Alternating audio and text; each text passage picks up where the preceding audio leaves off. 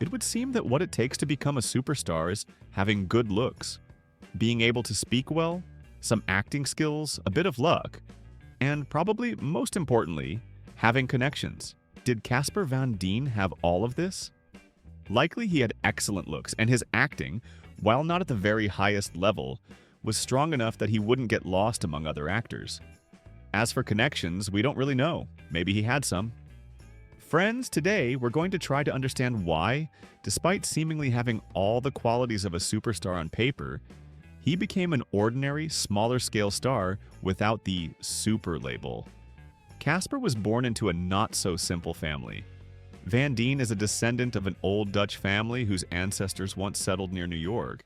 Even the street where the actor's family lived was named after one of his notable ancestors. His father, like both of his grandfathers, served in the Navy and held the rank of officer in the U.S. Navy.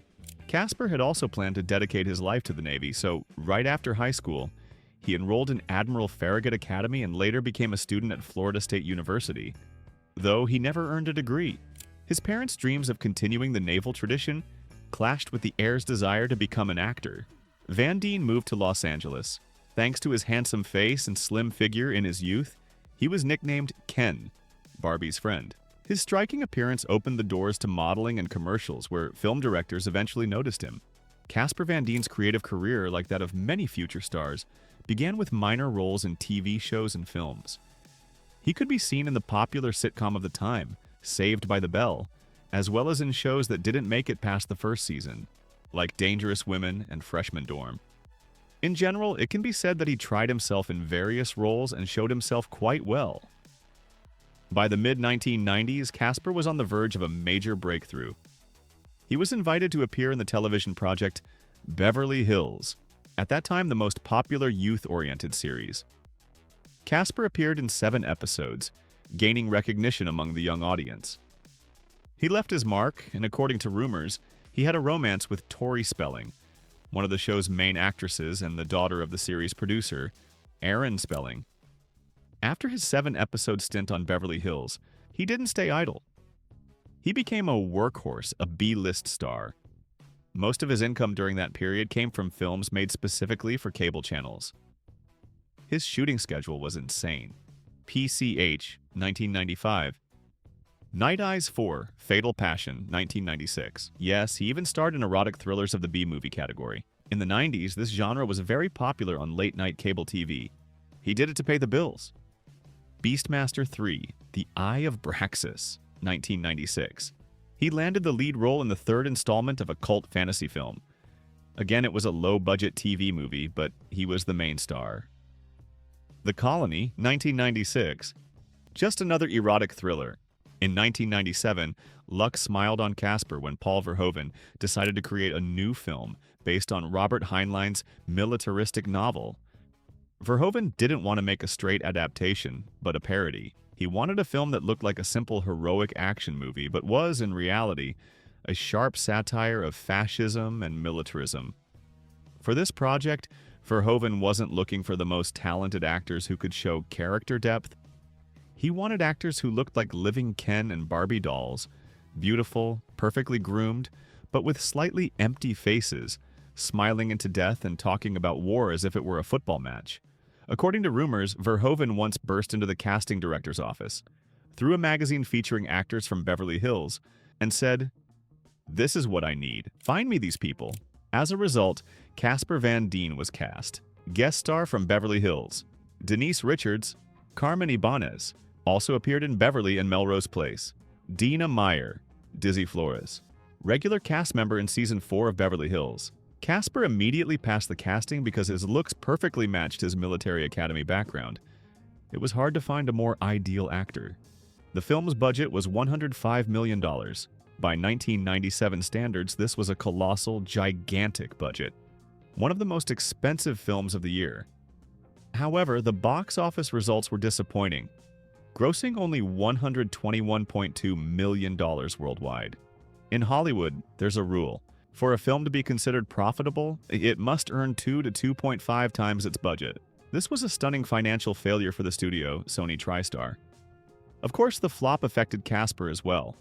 Critics slammed his performance, calling him wooden. Next, Casper was slated to star in Tarzan. The thing is, Warner Brothers saw that their competitor, Sony, had spent $105 million to make Casper Van Dien the next big action star. He was on every magazine cover, being called the next big hero. Warner wanted to snatch this rising star for their franchise before he became too expensive. Tarzan and the Lost City was produced, and the studio expected that Starship Troopers would make Casper a megastar by the time Tarzan was released. But the opposite happened. Starship Troopers flopped, November 1997, and suddenly Tarzan, April 1998, became not the next hit, but the last chance for Casper. Tarzan also failed, grossing only $2.1 million against a $20 million budget. 2 flops in a row, it was over. In 1999, Tim Burton began casting for his new film Sleepy Hollow, which had an impressive $100 million budget. For Burton, box office results didn't matter. He liked actors with unusual, doll-like appearances. Casper was the perfect, handsome rival for Johnny Depp. He was no longer the lead. The main hero was Johnny Depp. Casper played Brom Van Brunt, a secondary rival character who is quickly and brutally killed. Sleepy Hollow became his last A-list Hollywood role. In 1997, Casper was the lead in a $100 million film, Starship Troopers. In 1998, he starred in a $20 million movie, Tarzan. By 1999, he was a supporting character who gets killed midway through a $100 million film, Sleepy Hollow. After Sleepy Hollow, 1999, Casper didn't give up. He still tried to return to theatrical projects. In the early 2000s, Roger Avery, a big fan of Starship Troopers, was signed to adapt Rules of Attraction by Bret Easton Ellis, the same author of American Psycho. Both novels take place in the same universe, and the main character, Sean Bateman, is Patrick Bateman's brother. Since Roger was a fan of Starship Troopers, he immediately cast Casper for a cameo as Patrick Bateman, especially since Casper fit the role perfectly. They filmed an entire scene where Casper Van Dien, as Patrick Bateman, visits his brother Sean at college, but the scene was cut from the final version of the film. There's no official reason, but rumors suggest that the rights to Patrick Bateman belong to Lionsgate, which produced American Psycho. The studio producing Rules of Attraction couldn't, or didn't want to, pay to use the character. They feared a lawsuit, so the scene was simply removed to avoid trouble. Unfortunately, we didn't see Casper in any more A-list films. After 2000, Casper Van Dien didn't disappear. He became the king of B-movies, or as it was called in the 2000s, direct-to-video, films released straight to DVD, bypassing theaters. He never tried to return to big Hollywood because he chose a different path. Steady work. In interviews, he later explained, "I have 4 kids. I need to provide for my family. I need health insurance. I'm a working actor. I love my job and I will work. I learn from every project, even a bad film." In the 2000s, he appeared in dozens of films. Dracula, a return to the role of Johnny Rico, various westerns, and more. In 2019, we finally saw him in a Hollywood blockbuster again, albeit for just a few seconds in Alita: Battle Angel, directed by Robert Rodriguez, a big fan of Starship Troopers. It's hard to call Casper Van Dien a failure. In 2025, he's 57 and still looks like he could play Johnny Rico tomorrow. He was unlucky to become an A-list actor, but maybe he didn't need to. He lives freely, earning up to $200,000 per B-movie role, appearing in dozens each year. He lives in Florida, enjoys a healthy lifestyle, exercises regularly, and even started a Twitch channel where he sometimes plays games, including Starship Troopers. He chose to be the star of 100 low-budget films, rather than an unemployed actor waiting for one big role. Could he have become a superstar like Tom Cruise or Brad Pitt? Of course, he was simply a bit unlucky with box office results and critical reception,